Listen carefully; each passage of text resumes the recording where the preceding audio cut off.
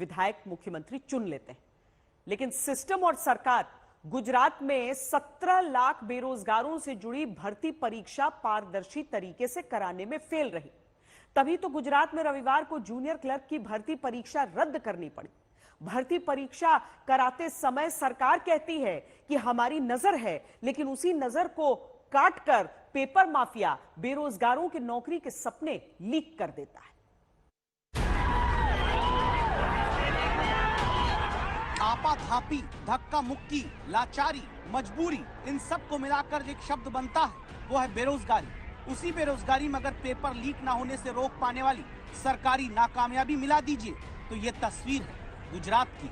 रविवार को भर्ती परीक्षा रद्द हुई। घर लौटने के लिए गुस्से में जाते दिखे बेरोजगार युवा। इनके चेहरों को देखिए, कोई घर से पूजा करके आया, कोई घर से दही चीनी खाकर आया, कोई वादा करके आया कि इस बार एग्जाम निकाल कर पक्का नौकरी पाऊंगा। एक नौकरी के सारे सपने एक झटके में इस बार गुजरात में टूटे। जो सरकार है उसे एक्शन लेना चाहिए, क्योंकि बार बार जो पेपर फूट रहे हैं और विद्यार्थी के जो नुकसान हो रहा है उसकी वजह से सरकार को पेपर कैसे फूट सकता है। 29 तारीख की सुबह गुजरात में जूनियर क्लर्क भर्ती परीक्षा होनी थी। 28 जनवरी की रात एटीएस ने 11 लोगों को पकड़कर सूचना दे दी कि भाई पेपर लीक हो चुका है। इसके बाद 29 जनवरी की सुबह जूनियर क्लर्क भर्ती परीक्षा को रद्द कर दिया गया। इसके बाद एक दो नहीं 17 लाख बेरोजगारों को अपनी किस्मत जूनियर क्लर्क की भर्ती में आजमाने से पहले पर्चा घिस जाने यानी लीक हो जाने की वजह से घर लौटना पड़ा।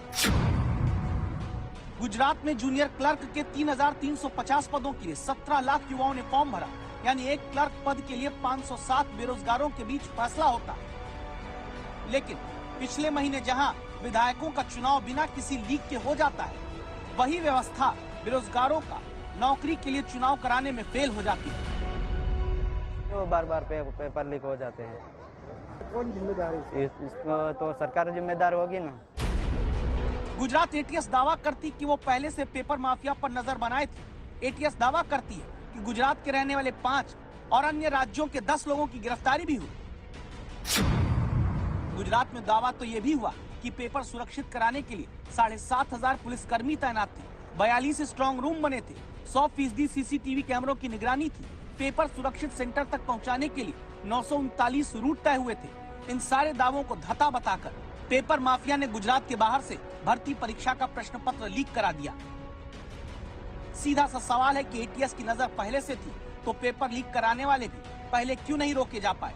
काश भर्ती परीक्षा सुरक्षित कराने की प्रणाली का भी कोई मॉडल गुजरात में बन जाता तो लाखों बेरोजगारों को नौकरी के लिए यूं अटकना, भटकना और लटकना न पड़ता।